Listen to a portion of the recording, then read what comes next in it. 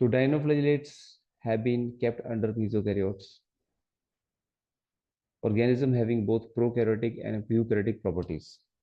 तो डाइनोफ्लेजेलेट आते हैं तो प्रोटिस्टा किंगडम के अंदर है, बट ये बोल रहे हैं कि डाइनोफ्लेजेलेट जो है उनको हम मीजोकैरियोट बोलते हैं, तो ना इनको हम प्रोकैरियोट बोलते हैं ना ही यूकैरियोट बोलते हैं, जबकि हालांकि प्रोटिस्टा किंगडम यूकैरियोट के अंदर आता है। तो why they are called as mesokaryote, कोई स्पेसिफिक रीजन होगा तभी तो कह रहे हैं ऐसा।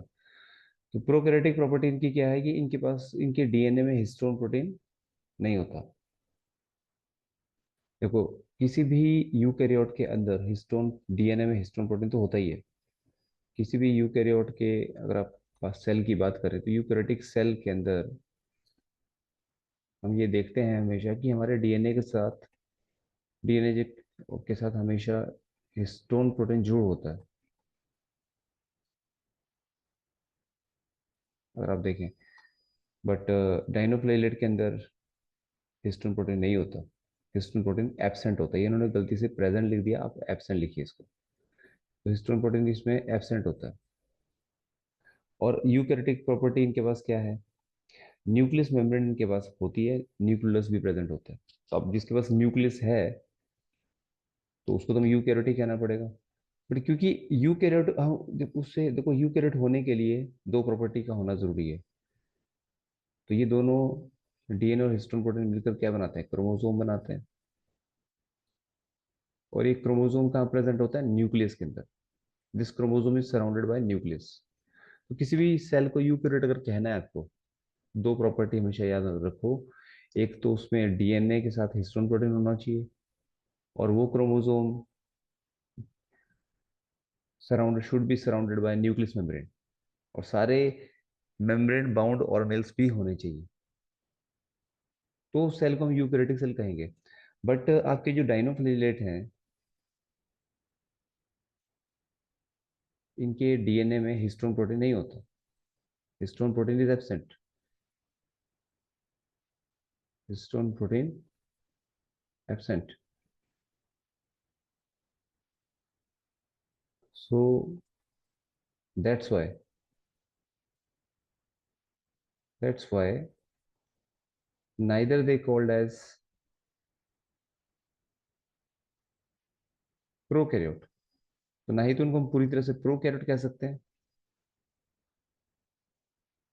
और neither they called as eukaryote, क्योंकि इनके पास हिस्टोन प्रोटीन नहीं है। बाकी सब सब प्रॉपर्टी इनके पास यूकैरियोट की जैसी थी, बट सिर्फ हिस्टोन प्रोटीन नहीं है। Neither they are called as, ना ही इनको हम पूरी तरह से, neither they are called as eukaryote. तो इनको हमें फिर एक नया वर्ड देना पड़ा, mesokaryote. That's why called as mesokaryote. और जैसे कि हमने पढ़ा कि इनको, इनके डीएनए में हिस्टोन प्रोटीन नहीं होता, तो इनका डीएनए, फिर हिस्टोन प्रोटीन का काम क्या होता है, डीएनए को कंडेंस करना, फोर्ट कॉइलिंग करना है डीएनए की। जितना डीएनए कॉइल होगा उतना उसकी लेंथ छोटी हो जाएगी, ठीक है, और आसानी से वो सेल के अंदर आ जाता है। तो इनका जो डीएनए होता है, there DNA is already coiled in condense state. इनका डीएनए पहले से ही कंडेंस होता है, कंडेंस स्टेट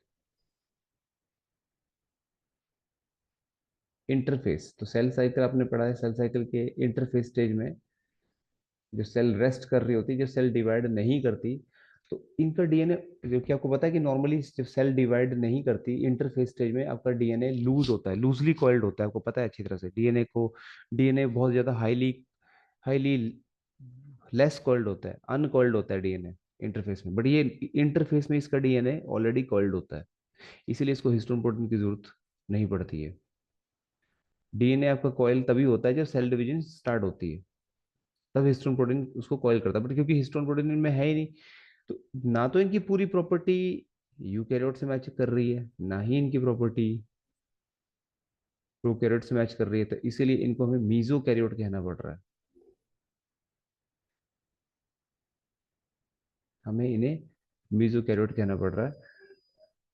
तो इसमें हम अगर क्वेश्चन पूछें आपसे कि विच ऑफ द फॉलोइंग, तो ये मीजोकैरियोट ऑर्गेनिज्म है, दुनिया के ऐसे और अकेले ऑर्गेनिज्म है जिनको मीजोकैरियोट कहते हैं। Which of the following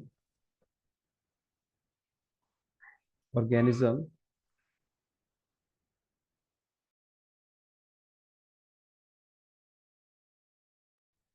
which of the following organism are known as mesokaryote. तो एक आपने प्रोकैरियोट वर्ड सुनते आ रहे हो आप, और एक मीजोकैरियोट वर्ड, एक आप वर्ड सुनते आ रहे हो यूकैरियोट, बट आपने मीजोकैरियोट कभी सुना नहीं होगा। तो ये याद रखना, डाइनोफिल आर द मीजोकैरियोट। बहुत ही ज्यादा यूनिक प्रॉपर्टी है इनकी ये। ठीक है। Blueprint algae, dinoflagellates, and then the हमारा नन। तो क्या आंसर आएगा बच्चों उसका? तो मैंने आपको पूरा रीजन बताया इसका कि क्या रीजन होता है, क्यों इनको हम डाइनोफ्लेट कहते हैं, और कुछ तो बात आपके मॉडल में भी लगभग इन्होंने पूरी लिखी थी, बहुत अच्छे से लिखी थी। तो what will be the answer of this question? Dinoflagellate. Clear? Yes sir. Eukaryote होने के लिए आपके पास न्यूक्लियस मेम्ब्रेन होनी चाहिए, न्यूक्लियस के अंदर जो आपका डीएनए है उसमें हिस्टोन प्रोटीन भी होना चाहिए, तब उसको हम कहेंगे यूकैरियोट। और मेम्ब्रेन बाउंड ऑर्गेनेल्स, तीन प्रॉपर्टी यूकैरियोट्स की होनी चाहिए।